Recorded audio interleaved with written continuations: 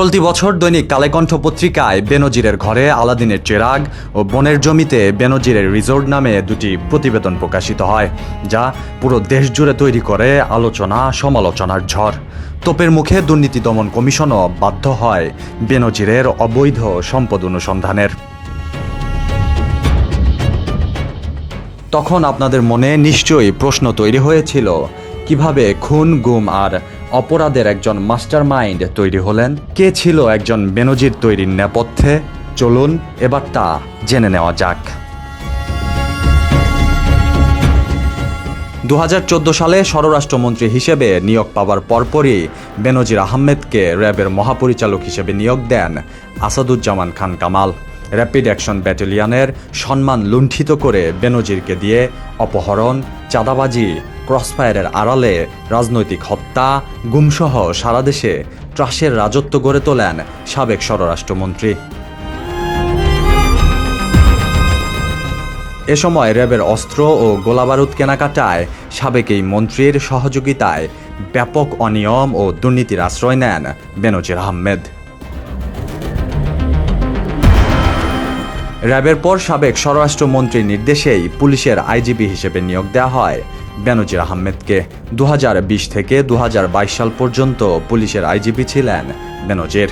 IGP থাকাকালীন পুলিশের সমস্ত কেনাকাটায় ব্যাপক দুর্নীতির মাধ্যমে বেনজির করে তোলেন কয়েক হাজার কোটি টাকার সম্পদ। অনুসন্ধান বলছে, বেনজিরের সমস্ত দুর্নীতির নেপথ্যের কারিগর সাবেক এই স্বরাষ্ট্রমন্ত্রী। তার নির্দেশেই 2022 সালে বেনজির আহমেদকে জাতীয় শুদ্ধাচার পুরস্কারে ভূষিত করা হয়। শুধু তাই নয়, পুলিশের টেলিকম বিভাগেও 2015 থেকে 2024 পর্যন্ত সাবেক স্বরাষ্ট্রমন্ত্রীর প্ররোচনায় অন্তত 600 কোটি টাকার দুর্নীতি হয়েছে। পুলিশ টেলিকমের অধীনে গত 8 বছরে 42 বার যন্ত্রাংশ কেনাকাটা হয়েছে। প্রতিবারই এতে ঘুরে ফিরে অংশ নিয়েছে 3টি প্রতিষ্ঠান। 41 বার কাজ পেয়েছেন পুলিশের সাবেক মহাপরিদর্শক বেনজির আহমেদের মদতপুষ্ট ঠিকাদার দেলোয়ার হোসেন। এত কিছুর পর বেনজিরের দুর্নীতি নিয়ে সাবেক স্বরাষ্ট্রমন্ত্রীকে প্রশ্ন করেছিল কালেকণ্ঠ। আইজিপির এমন কর্মকাণ্ডে পুলিশের ভাবমূর্তি ক্ষুণ্ণ হয়েছে কিনা জানতে চাইলে সাবেক মন্ত্রী বলেছিলেন, এটা বেনজির আহমেদের একান্তই ব্যক্তিগত বিষয়। আমাদের পুলিশ বাহিনী অনেক কষ্ট করে।